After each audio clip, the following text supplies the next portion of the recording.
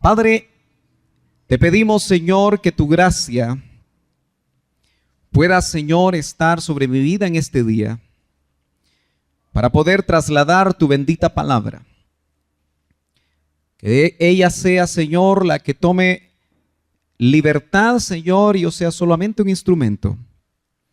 Permite, Señor, que tu Santo Espíritu nos pueda explicar, nos pueda revelar en forma personal, Señor, lo que tú trasladaste hace tantos años por medio del apóstol Pablo, en este caso a Tito y a las iglesias, especialmente una iglesia tan especial como la de Creta. Te pedimos, Señor, que tú nos hables, que continúes hablándonos acerca de la fe y que, Señor, lo que tú tienes para nosotros sea de edificación, sea de exhortación y sea de consuelo. En el nombre de Jesús. Amén. ¿A cuánto le gusta esa palabra? Repréndelo severamente. ¿Solo una persona? ¿Quién se pone contento cuando es reprendido severamente? ¿Habrá alguien aquí? Qué bueno que sea sincero. A ninguno de nosotros nos gusta que nos reprendan, ¿verdad? Pero es llamativo que este pasaje, el apóstol Pablo, escribiéndole a Tito, le dice, repréndelos severamente. Quiere decir que en la iglesia del Señor hay momentos donde el Señor nos quiere reprender severamente. ¿Qué dice usted? Pero no nos gusta. Sin embargo, el propósito del apóstol Pablo en relación a la iglesia, a las iglesias, no era una sola, de Creta. ¿Cuántos ubican lo que es Creta? Todavía Creta me parece que sigue llevando el mismo nombre, ¿verdad? ¿Cuántos saben, ubican en un mapa lo que es Creta? ¿Sí? Ok. Es una isla, ¿verdad? Muy cercana a Grecia, Creta. Y parece ser que ahí se desarrolló una cultura muy antigua, la minoica me parece que es, ¿verdad? Eso le he estado teniendo que estudiar a Ana Ruth. Vamos a pedirle que nos enseñe algo de los de Creta. Pero es interesante, hermano amado, que el evangelio, a través de uno de los viajes misioneros de Pablo, llegó a esta isla. ¿Sabe qué me gozo? Que el ministro, como Pablo, que se consideraba un esclavo de Cristo, exactamente igual como usted y yo nos consideramos, esclavos de Cristo. Tal vez no, ¿verdad? Porque el que se considera esclavo dice que no es ni dueño. En ese tiempo el concepto del doulos era que no era dueño ni de sí mismo, no era dueño de su vida. Y si usted ve el verso 1, si me presta su Biblia, hermana, que no ha encontrado todavía, pero ya va a encontrar. Si me presta su Biblia, usted va a notar que en el capítulo 1 y verso 1, el apóstol Pablo, como normalmente acostumbra, él se identifica. Y lo que dice acá, ya se la voy a devolver, hermana Shelly, y no me la voy a llevar a mi casa, porque ahí se pierden. No se pierden, ya la encontramos, nos costó encontrarla, ¿verdad? Pero dice, Pablo, siervo de Dios. Esa palabra siervo es doulos,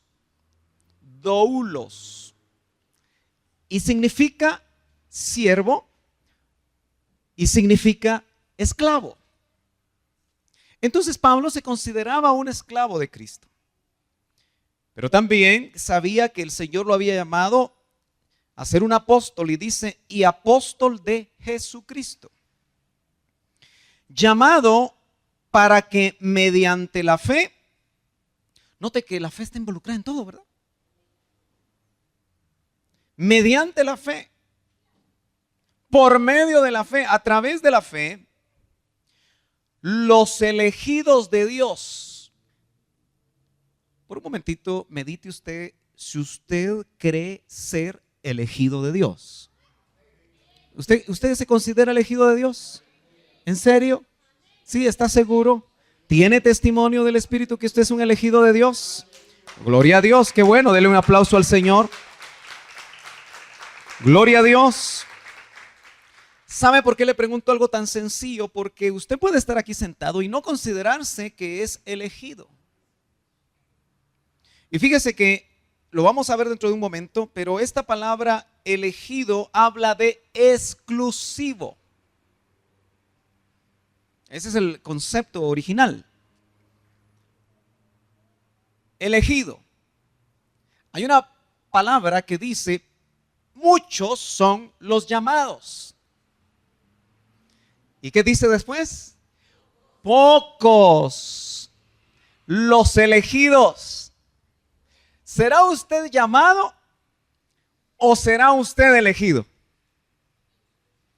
¿Ah? Las dos cosas, ojalá.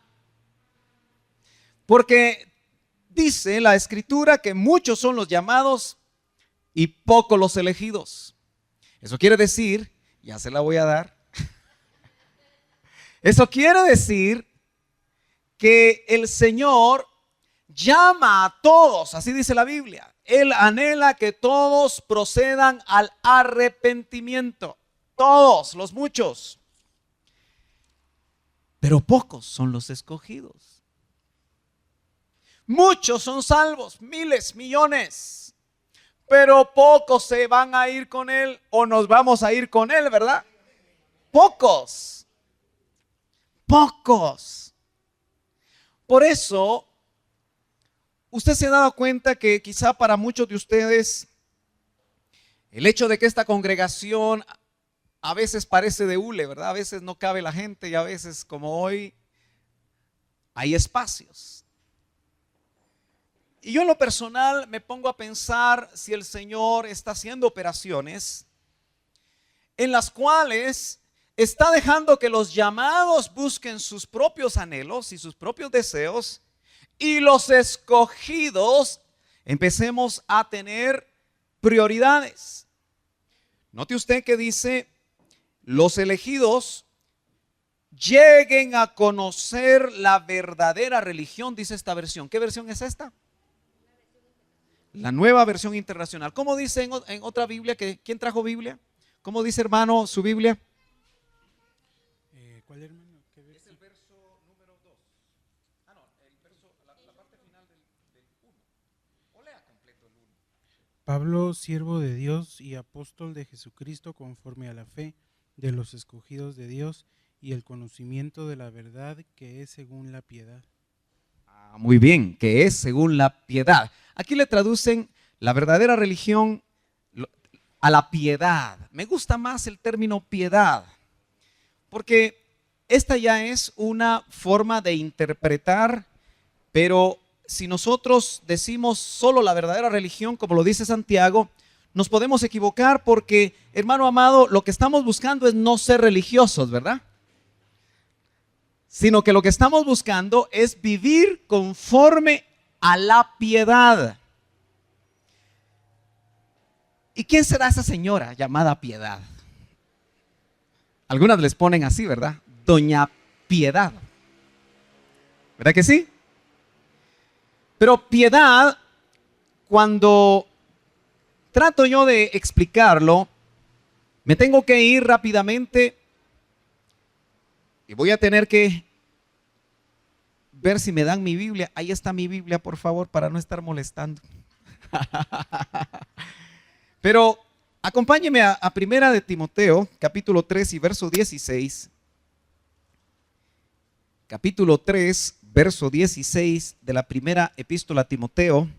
Ahí está cerquita y póngale un dedito, por favor, a Tito. Gloria a Dios. Gloria a Dios. Dice la primera epístola a Timoteo, capítulo 3 y verso 16. ¿Lo tiene? Déjeme que camine, vamos a poner un poquito complicado el hermano de la cámara, pero me gusta estar aquí cerca de entre ustedes. Gloria a Dios, más cerquita. Dice, capítulo 3, verso 16, e indiscutiblemente, grande es el misterio de la piedad. Nota, Grande es el misterio de la piedad. ¿A cuánto les gustan los misterios? ¿Sí? ¿Le gusta a usted los misterios? La palabra musterión en griego significa descorrer el velo. Algo que estaba encubierto por mucho tiempo es descubierto, y eso es un misterio.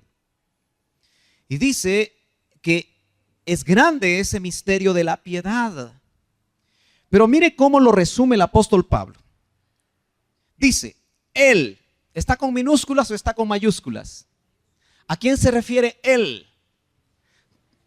¿A quién? ¿A quién? Bueno, definámoslo en el contexto. Dice, él fue manifestado en la carne. ¿Quién fue manifestado en la carne? Vindicado en el Espíritu o justificado en el Espíritu, contemplado por ángeles, proclamado entre las naciones, creído en el mundo. ¿Y quién fue recibido arriba en gloria? Cristo. Él es el misterio de la piedad. Entonces, cuando el apóstol, en este caso a Tito, dice que vivamos conforme los elegidos, los que son pocos, vivamos conforme a la piedad, está diciendo vivamos conforme a la forma como vive Cristo. Así de sencillo. No nos hagamos bolas.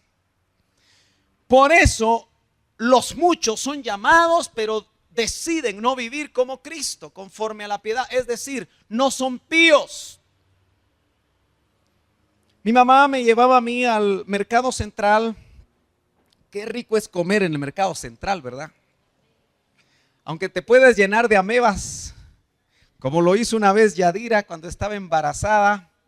Y usted sabe que a una mujer embarazada no se le pueden dar antibióticos y no se le pueden dar ciertos medicamentos, así que no sé cómo le hizo, pero por ir a comer con doña Mela, valga, y no me da doña Mela el diezmo, ni me da ofrenda, ni me da nada, pero qué llamativo que mi mamá me llevaba muy pequeñito. Recuerdo que las agüitas eran de este tamañito, ya se imagina cuánto tiempo hace de eso, ¿verdad? Hoy volvieron pero eran chiquititas, hace mucho tiempo, ¿verdad? Pero yo soy todavía patojo, ¿verdad? Las canas, usted no se confunda, por favor, porque solo son vanas.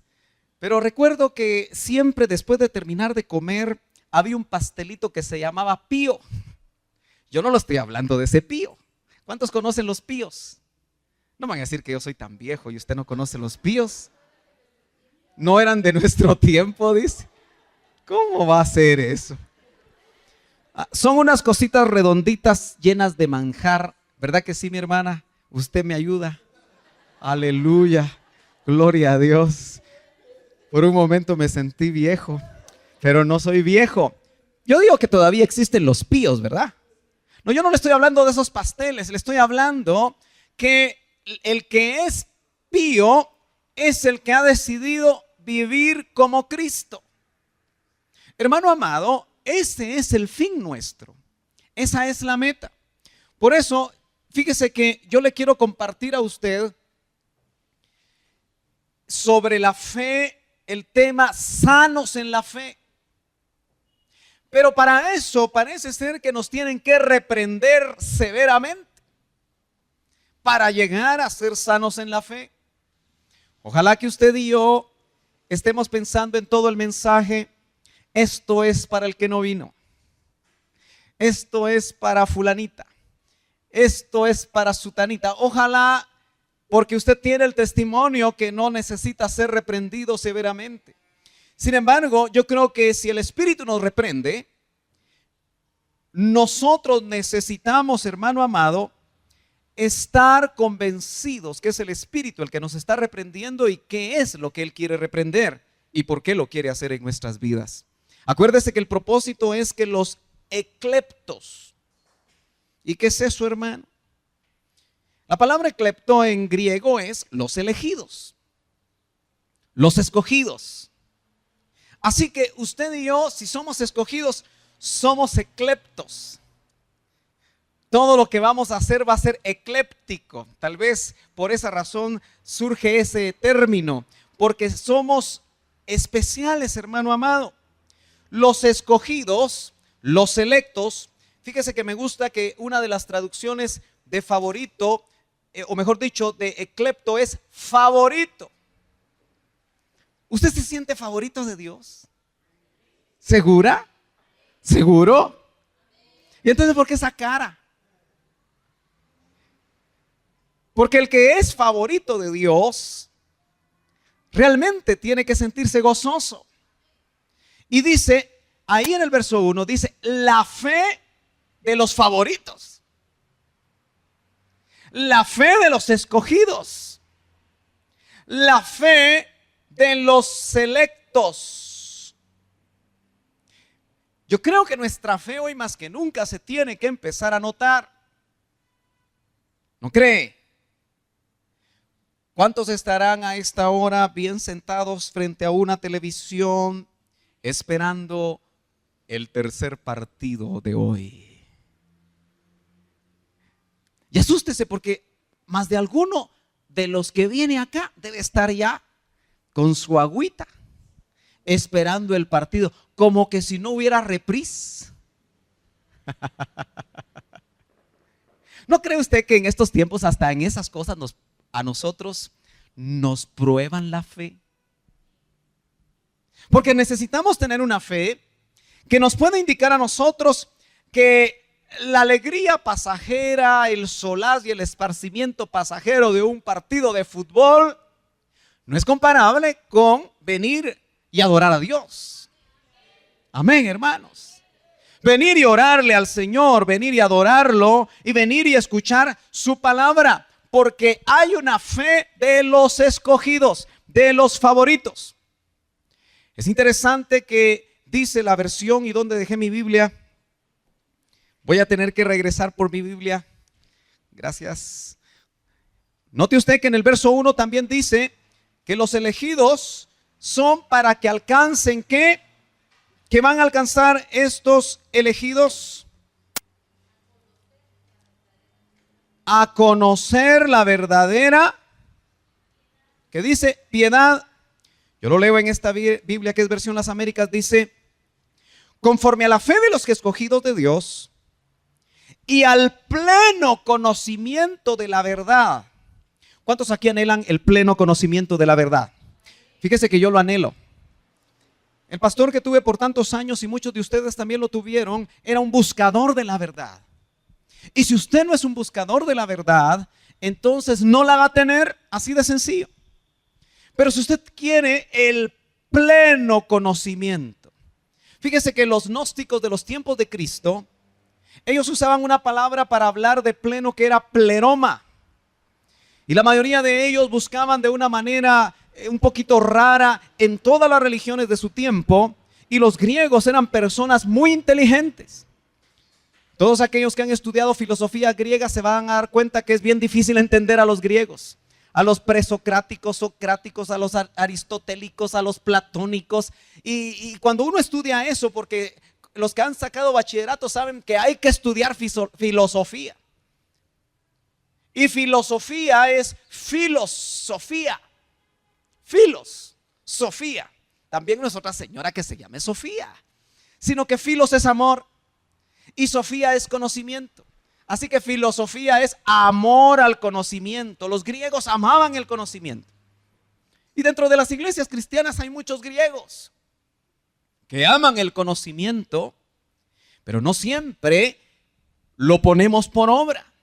Por eso el pleno conocimiento que está hablando aquí el apóstol, fíjese que se usa una palabra que es epignosis. Hoy le voy a hablar de algunas palabritas. Yo sé que a veces a algunos no les gusta que uno les hable de algunas palabritas, pero no pretendo que usted diga que yo sé. Eso es muy fácil encontrarlo ahora. Uno encuentra Biblias y programas de computadora donde es muy fácil ir a la palabra conocimiento y saber cuál fue la palabra original. Eso ya lo hicieron otros. Pero la palabra epignosis es una palabra muy interesante también. Porque epi es una preposición. ¿Y cuántos saben lo que es la epidermis? Muéstrenme su epidermis, por favor. ¿Dónde tiene usted epidermis? ¿Ah?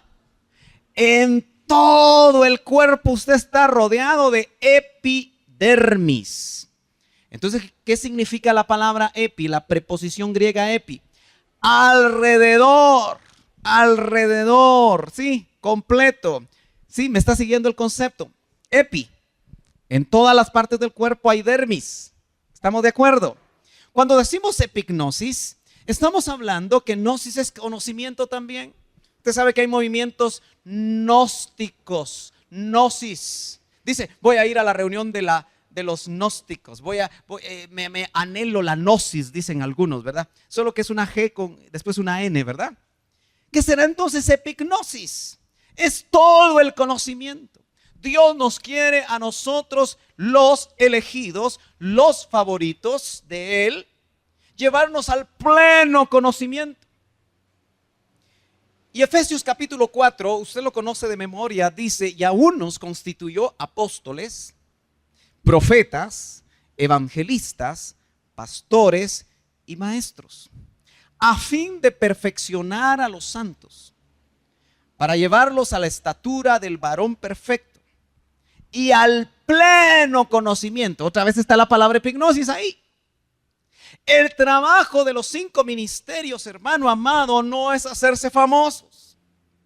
El gran problema de los ministros en este tiempo es que la cosquillita de volverse famosos los hace a todos nombrarse apóstoles, profetas, y cada uno define un título.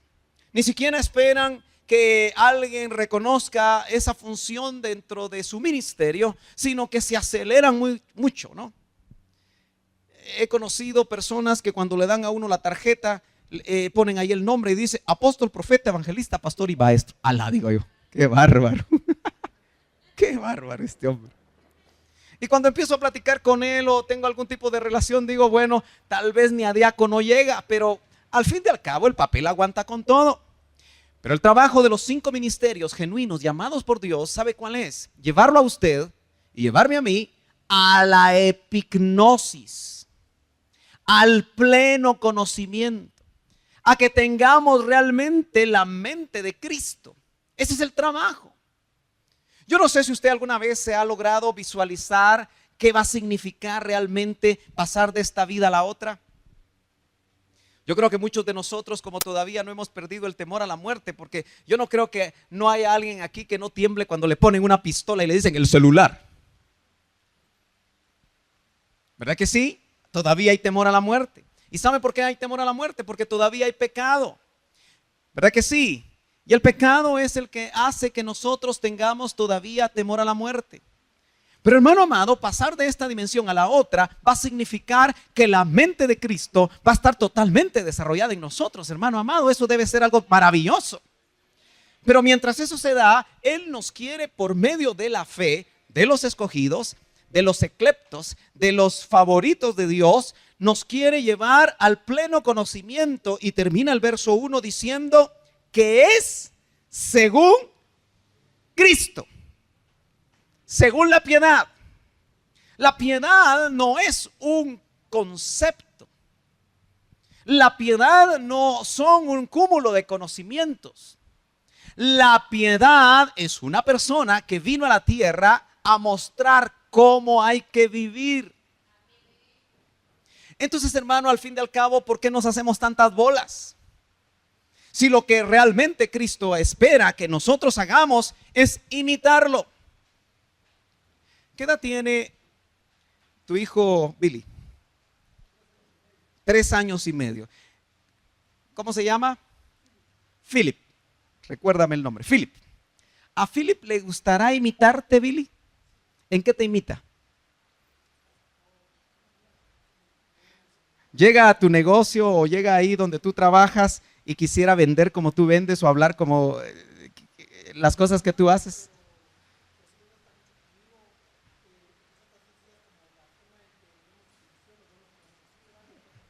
Los niños pequeños imitan.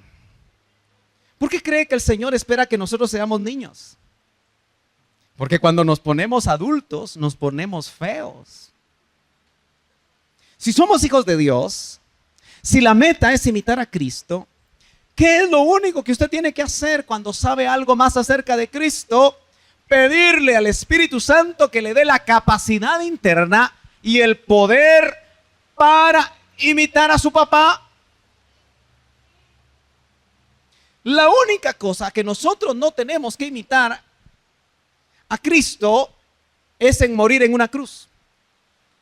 Porque Él fue lo único que hizo una sola vez y para siempre. Un sacrificio perfecto que fue suficiente.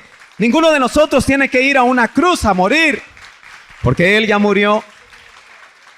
Pero todo lo demás sí.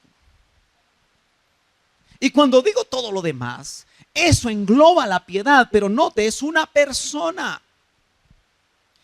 Ahora está entendiendo usted o va a entender que cuando la Biblia habla de impíos, ¿de quiénes están hablando? De personas que primeramente fueron pías, ¿sí? Y se volvieron impías. Nosotros tenemos un mal concepto, porque le decimos impío al que no conoce a Dios. Y ese no es impío, ese es incrédulo. Redefinamos términos, por favor. El impío es uno que teniendo conocimiento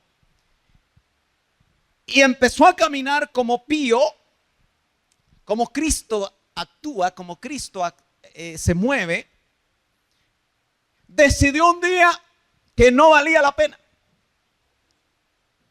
y dejó su caminar. Y entonces se volvió impío. ¿Cuántos impíos habrán en esta nuestra bella Guatemala que dicen ser hijos de Dios? Quizá más de lo que nosotros nos imaginamos. Y la impiedad trae juicio.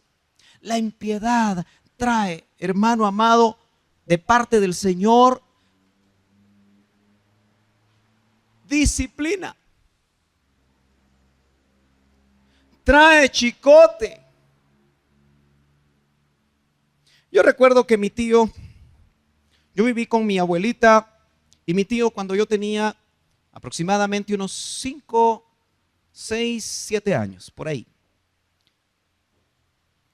Mi papá no estaba, mi mamá estaba en Antigua y yo viví con mi abuelita y con mi tío. Hace poco vi a mi tío y él tenía un su chicote de caballo, trenzado. ¿Cuántos tuvieron la grata experiencia de ser disciplinados con un chicote de esos? Levántenme la mano.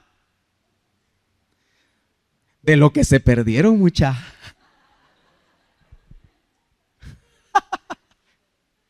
Y mi tío le puso el apodo El Tigre. Así se llamaba el chicote y estaba colgado en un punto donde yo lo pudiera ver. Aunque le cuento que yo era bien portado. Fui tranquilo. Pero más de alguna ocasión me salió el tigre. Y me disciplinaron con el tigre. Y viera como era de cuero trenzado, qué rico dejaba, ¿verdad? Los que saben de qué estoy hablando, saben lo que ardía un chicotazo de esos, ¿verdad? Tal vez uno era suficiente. Mis hijas solo probaron vara, porque entendí que no era con chicote de caballo, porque no eran caballos, no eran animales, sino que la Biblia en los Proverbios habla de vara. Y teníamos en casa un eucalipto, donde las varitas de eucalipto son bien flexibles. Pero me recuerdo que cuando yo salí una vez, que no hacían caso, a pelar una varita de eucalipto, le quité todos los nudos, la dejé bien lisita, lisita, lisita. Y cuando discipliné a mis hijas en una ocasión, se dieron cuenta lo que arde una varita. Y usted sabe que hay que saber dónde dar, ¿verdad? Donde hay más carne hay que dar. ¿Sí? Por acá o por acá, ¿verdad? Con una varita flexible. Fíjese que se empezaron a portar muy bien. Lo llamativo es que me escondieron la varita, y decía, con la vara no. Qué sabia es la Biblia, ¿verdad? Qué sabia es la Biblia. Pero aquí sale todo esto. Que cuando dice Pablo a Timoteo, repréndelos severamente, está hablando de los hermanos de Creta. Yo quiero en esta oportunidad, hermano amado, no sé por qué el tiempo se me va a mí tan rápido. Hablo mucho, ¿verdad? Pero le quiero presentar a los cretenses. Fíjese que los cretenses, y voy a tener que correr, los que han hecho historia, le voy a leer literalmente porque creo que vale la pena hacerlo. Dice, los cretenses tenían asegurado el premio Limón. ¿Cuál será el premio Limón? Entre todos los pueblos. El mundo antiguo hablaba de las 3 Ks o de los cretenses como lo peor de lo peor. Así eran los cretenses. Cretenses, cilicios y capadocios. Los cretenses eran famosos por borrachos. Yo creo que eran chapines. Insolentes. Los cretenses. Infiables. No se les podía fiar. A ellos sí les ponían en todos los negocios, fiado murió, mala paga lo mató. Embusteros, engañadores. Y deben haber sido obesos porque eran glotones. Su avaricia era proverbial. Uno de estos escritores llamado Polibio decía, los cretenses a causa de su avaricia innata eran avaros. Viven en perpetuo estado de peleas privadas y contiendas públicas y conflictos civiles. Lo escribió alguien que lo vio, un historiador. Y no sería fácil encontrar en ninguna otra parte personajes más tramposos y falsos que los de Creta. Y escribía de ellos. Aprecian tanto el dinero que su posesión se considera no solo necesaria, sino que altamente acreditada. Y de hecho, la avaricia y la codicia son tan naturales del suelo de Creta que son el único pueblo del mundo entre los que sin tacha o es sin tacha cualquier forma de hacer dinero. Les gustaba el dinero. El evangelio llegó a Creta. Cuando yo leo eso, puedo entender a Pablo cuando dice, lo vil y lo menospreciado del mundo escogió Dios. ¿Cuántos dicen amén? Indudablemente, esa era la cultura. Ahora yo le voy a hacer una pregunta.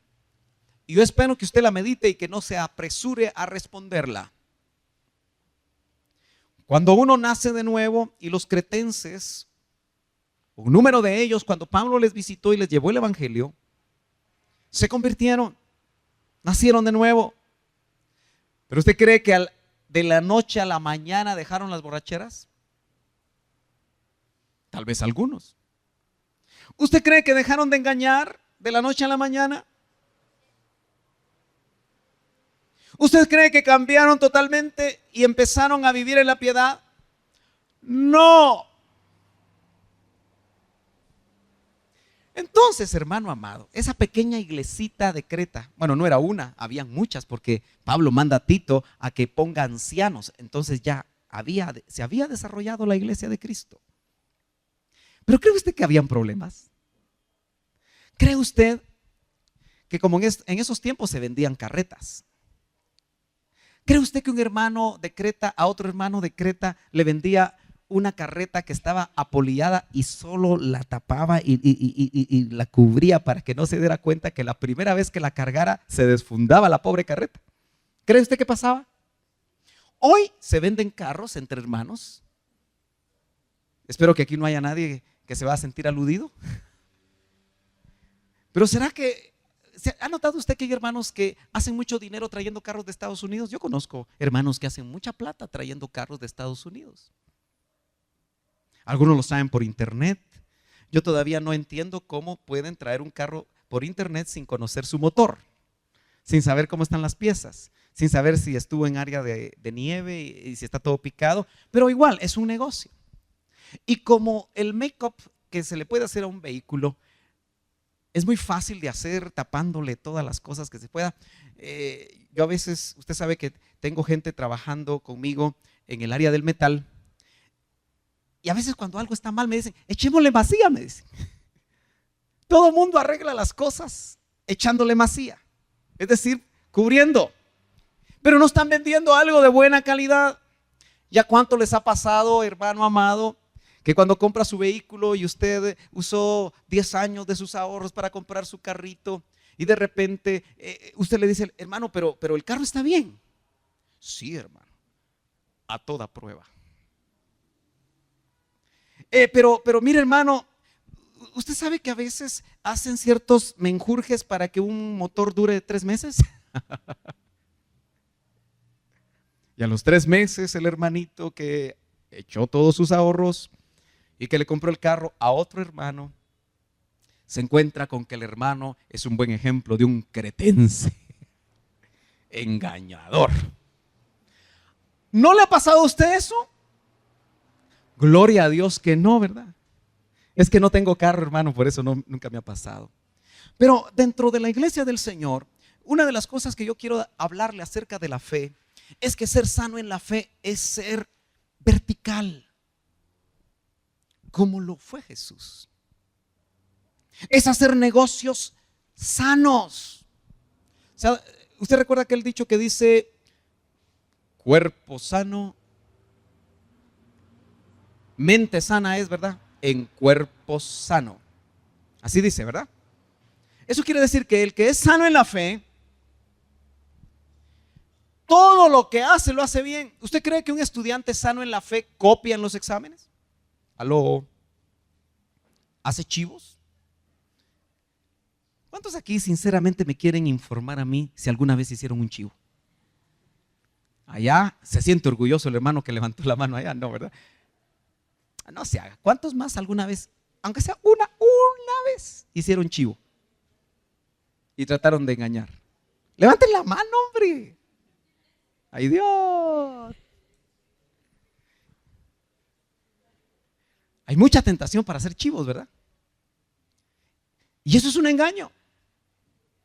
¿Y usted cree que cuando nosotros trabajamos en una empresa que no nos pertenece, cree que a veces las mentiritas blancas que decimos cuando llegamos tarde son consecuencia de vivir una fe piadosa o de vivir adecuadamente como el Señor espera que nosotros lo hagamos? ¿Cuántos de nosotros nos hemos acostumbrado a dar mentiritas para salir de una situación? Fíjese que yo cuando veo que los hermanos no vienen, como es una iglesia pequeña, yo los llamo. Dejé de hacerlo porque sentí que me estaban mintiendo. Y es malo, ¿no? ¿Y por qué no viniste? Ay, es que fíjate qué tal cosa. Ay, es que fíjate qué tal otra. Y a mí lo que me interesa es saber si no estaba enfermo, si no tuvieron problemas en la familia, si no hay una situación de desánimo que los esté afectando. Como pastor me interesa saber cuando alguien desaparece.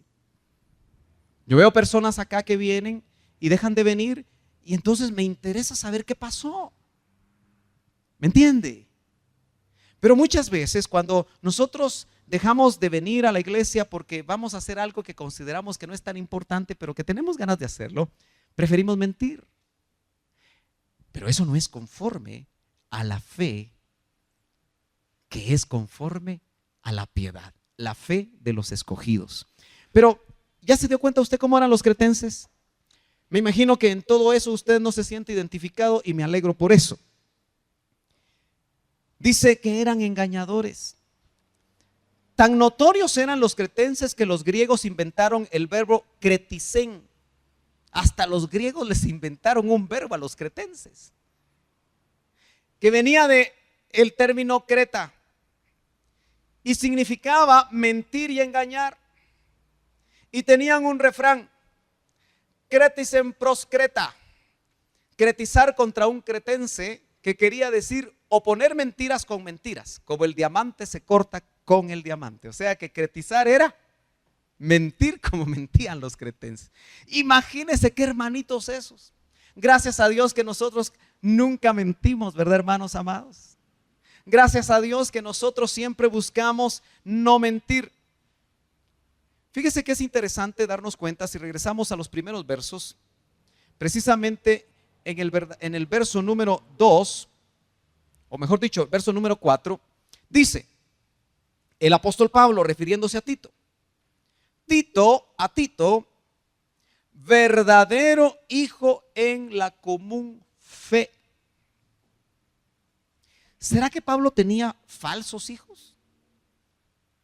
¿O había visto falsos hombres y mujeres que decían tener la fe común?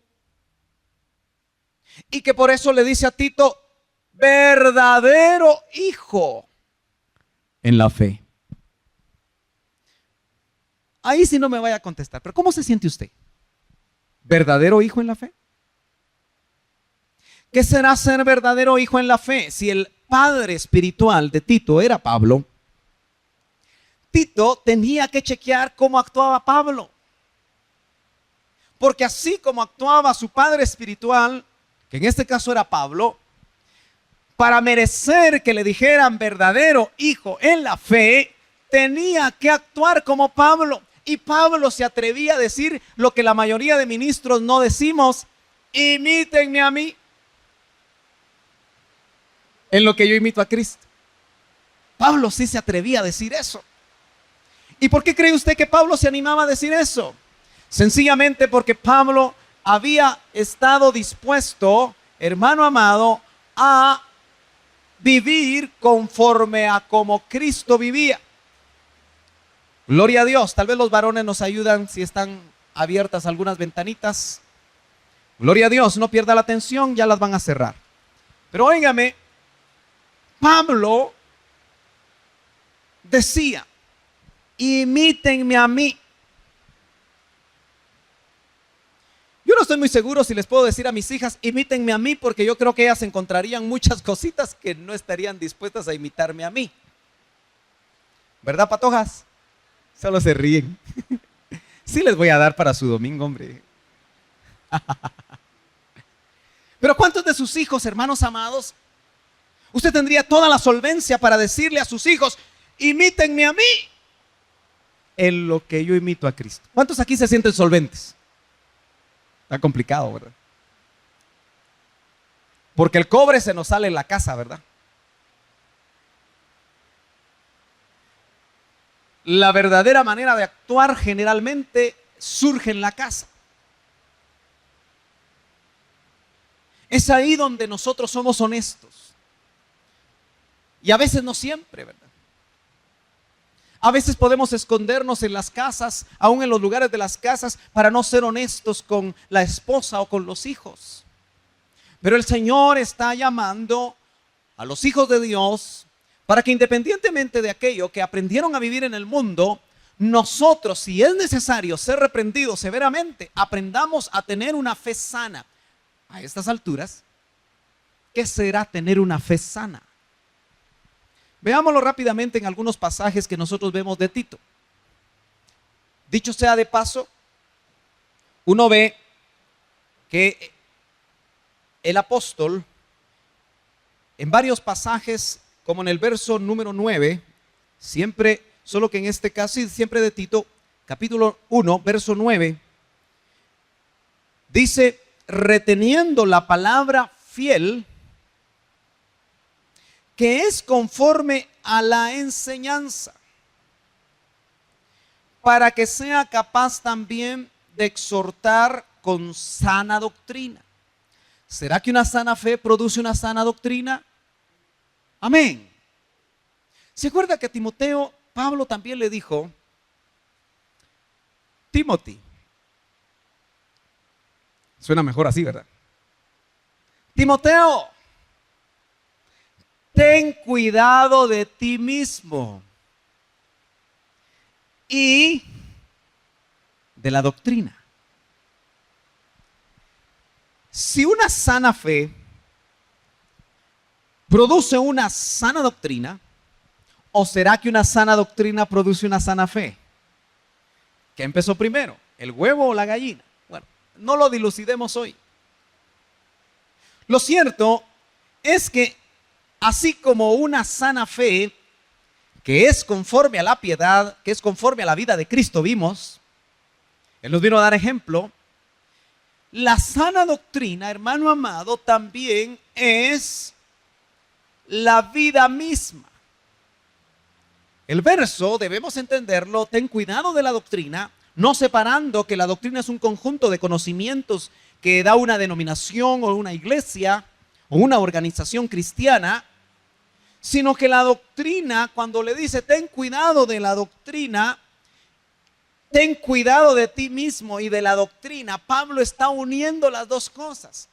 En otras palabras, si tú no vives bien, no tienes sana doctrina, aunque tengas conocimiento bueno.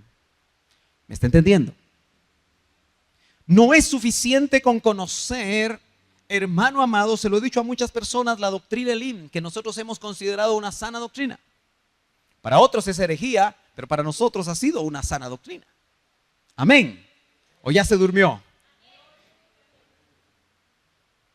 Pero de nada sirve conocer la doctrina Elim, que hemos considerado una sana doctrina, si no la vivimos.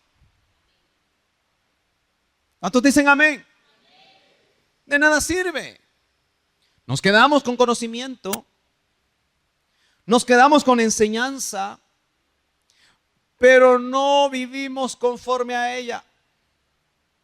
Por eso el llamado del apóstol es para que estos cretenses que sí se habían convertido, habían nacido de nuevo, pudieran conocer todo el proceso del Espíritu Santo en sus vidas para ser cambiados.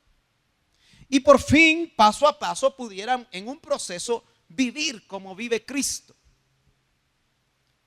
Vivir como vivía Pablo, que imitaba a Cristo.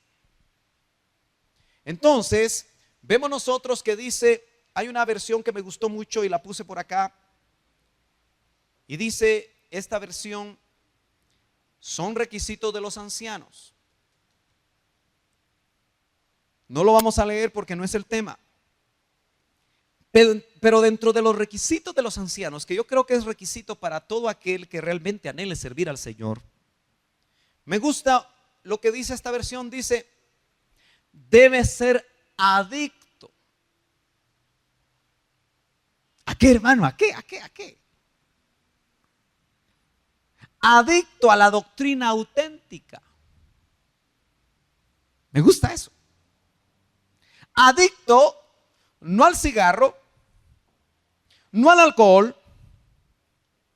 ¿Sabe usted que hay adictos al sexo?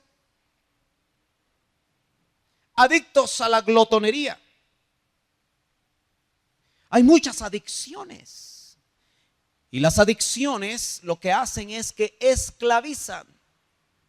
Pero aquí hay una que sí podemos ser adictos: a la doctrina auténtica. ¿Sabe por qué? Porque es la doctrina auténtica la única que nos va a mostrar el camino, especialmente en estos tiempos. Hoy son tiempos peligrosos. Constantemente los hermanos reciben información tendenciosa de llamados hermanos que tratan de botarle su fe. Esta semana recibí un estudio de un hermano que me dice, quiero tu opinión. Y el tema que desarrollan aparentemente muy bien documentado, trata de probar que el diezmo está abolido. Amén, van a decir algunos por acá. ¿Cuántos creen que el diezmo está abolido? Pues este hombre hace un estudio como de 20 hojas para probar que el diezmo está abolido. Continuamente estamos siendo bombardeados con muchas cosas. Y por eso la verdadera fe, una fe sana, nos va a permitir también ser sanos en la doctrina. así será capaz de predicar, dice, una enseñanza sana y de rebatir a los adversarios. Hermano amado, están viniendo tiempos en los cuales usted tiene que estar bien parado en lo que cree. Pero no le aconsejo que solamente se aprenda de memoria como si está leyendo un catecismo la doctrina, sino por favor medítela, disciérnala, mastíquela, como las vaquitas que rumean el zacate. Usted siempre ve a las vaquitas haciendo esto, ¿verdad?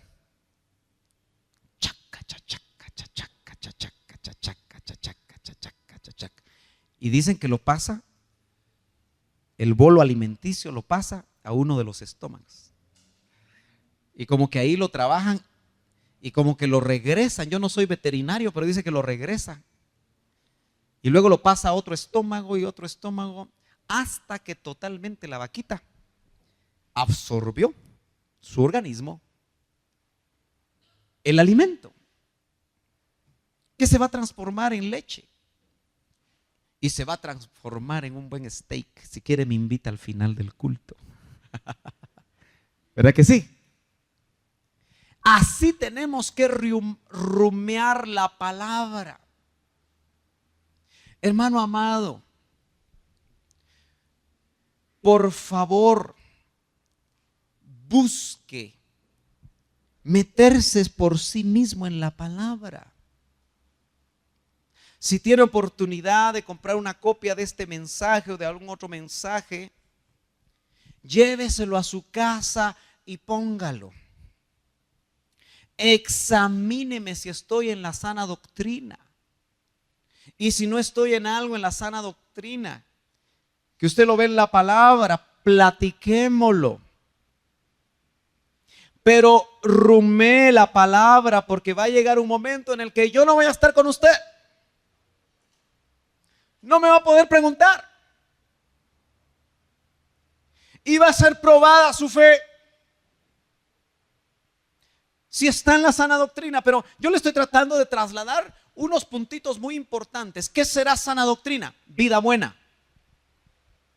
Nunca le crea usted a alguien que le dice: mira vos, fíjate que te casaste con la que no es tu alma, tu alma gemela. Como no te casaste con tu alma gemela, la podés dejar y te podés casar con otra. Ojo, ¿haría eso Jesús? Por supuesto, la Biblia dice que él no se casó. ¿Pero está eso conforme a la sana doctrina? ¿Verdad que no? Vos no te preocupes, hombre, una mentirita y ganas el examen. ¿Estará eso conforme a la sana doctrina? Los cretenses se nota que eran ávidos de ganar dinero. Y lo que dicen los historiadores es que no les importaba cómo. No podemos nosotros, los que creemos ser elegidos de Dios, hacer negocios ilícitos. Ay, ¿qué sabrá el hermano Sergio? Yo no sé nada. Mejor que no sepa nada. Amén. Pero ¿hasta dónde puede ser un negocio ilícito? Un negocio que traslada exageradamente ganancias. ¿Hasta dónde?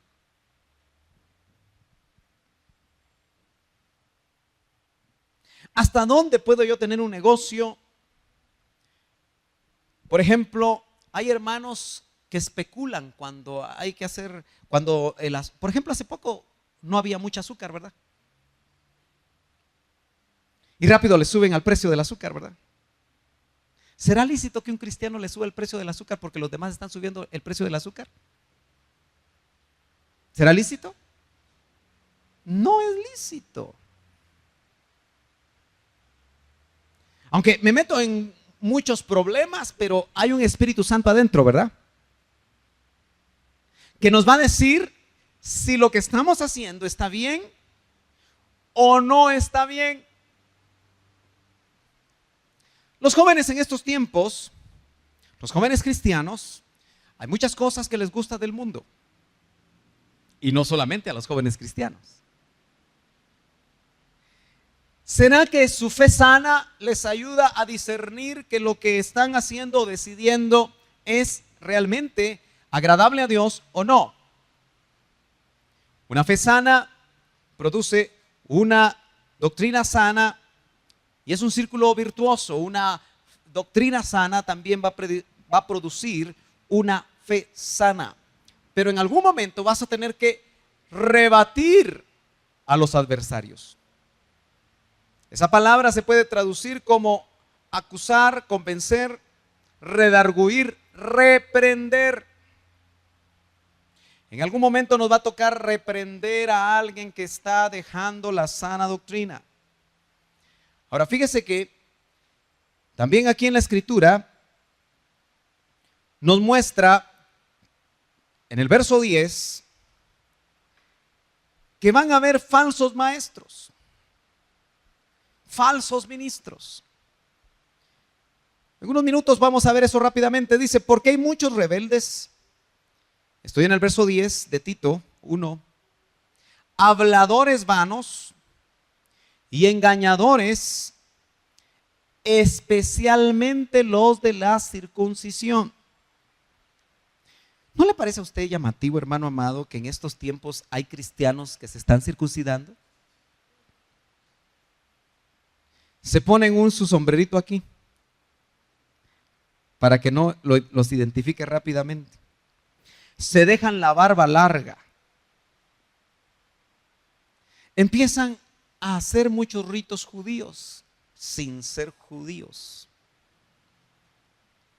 ¿No le parece llamativo que en pleno siglo XX nuevamente la iglesia tenga que batallar con aquellos como los que batallaban los cretenses, que les hablaban que no era suficiente con el sacrificio de Cristo, sino que había que cumplir la ley, había que circuncidarse, había que tener las dietas judías, había que guardar los días que guardaban los judíos?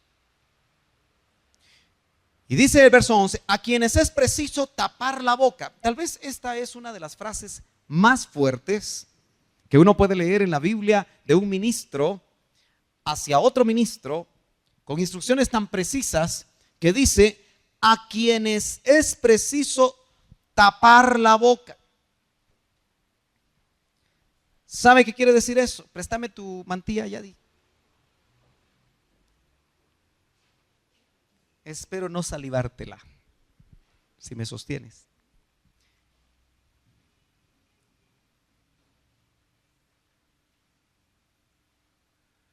No puedo.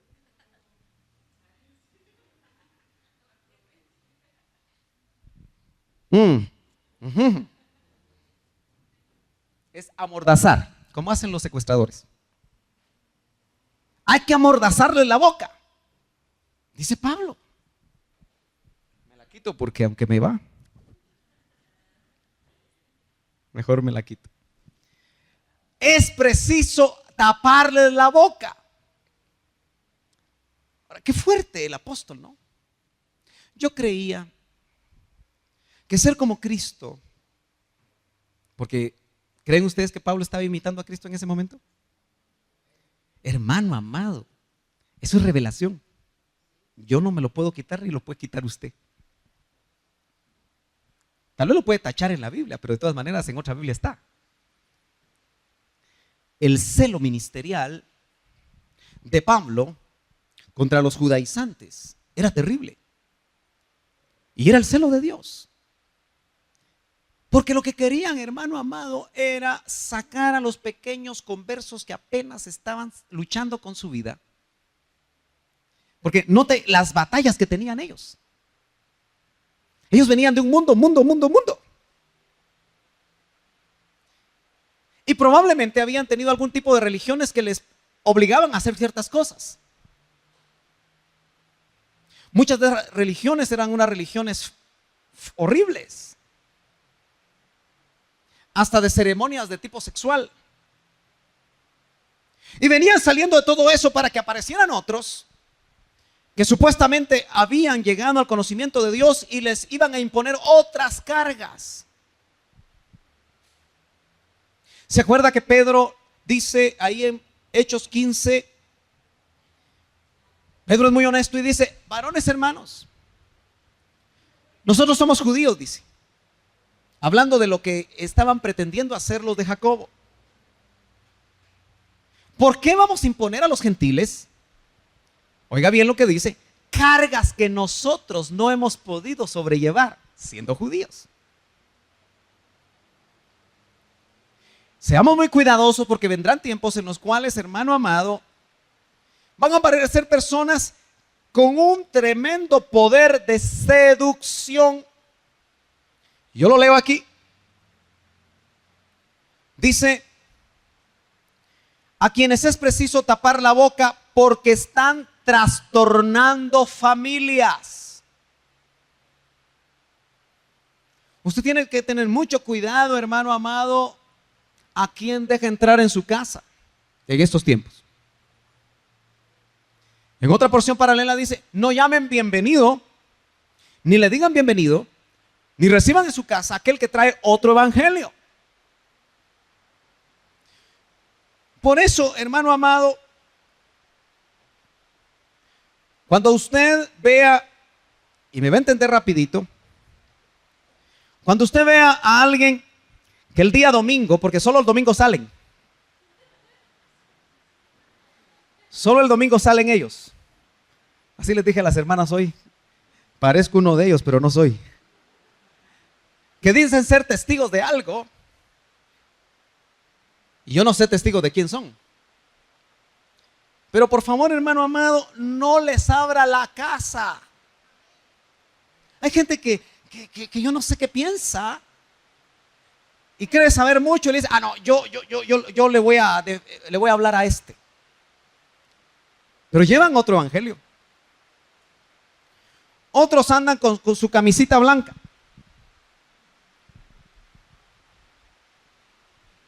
Siempre andan así como anda el hermano. Camina conmigo, por favor. Y siempre anda un canche y un moreno. Usted juzgue quién es el canche y quién es el moreno.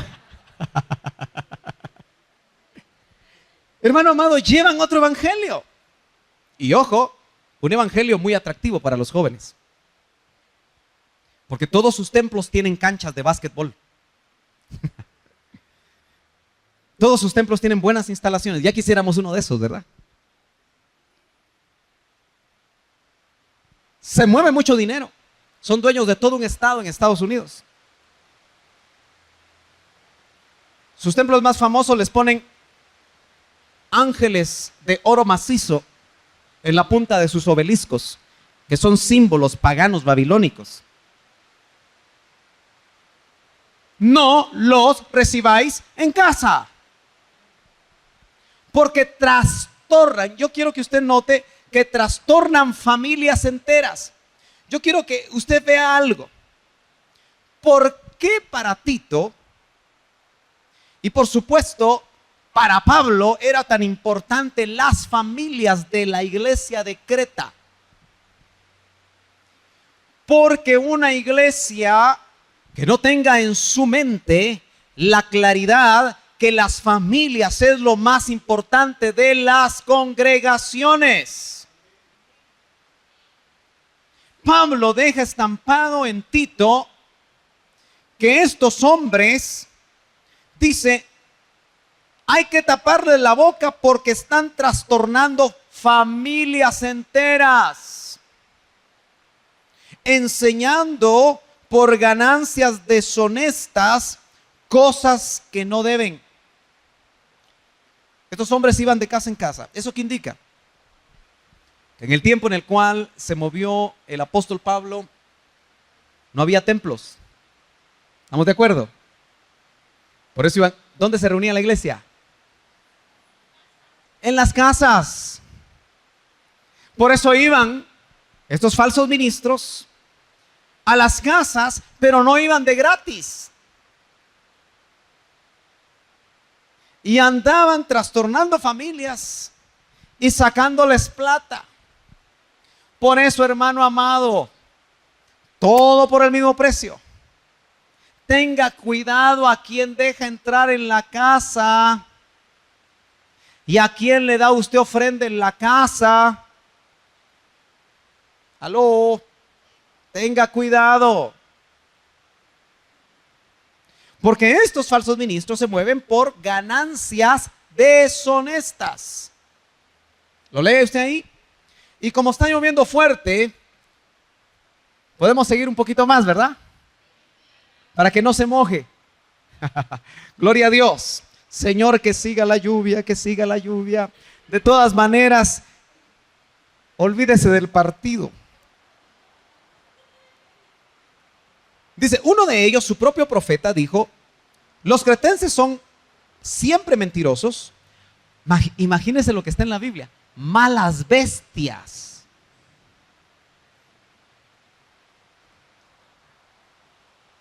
Glotones. Ociosos. Y el apóstol Pablo dice, póngale atención al 13, donde empezamos y ahí vamos a terminar. Este testimonio es verdadero, es decir, así son los cristianos cretenses, porque aquí ya está hablando de los cristianos cretenses. Y entonces el apóstol dice, repréndelos severamente para que sean sanos en la fe, no prestando atención a mitos judaicos y a mandamientos de hombres que se apartan de la verdad.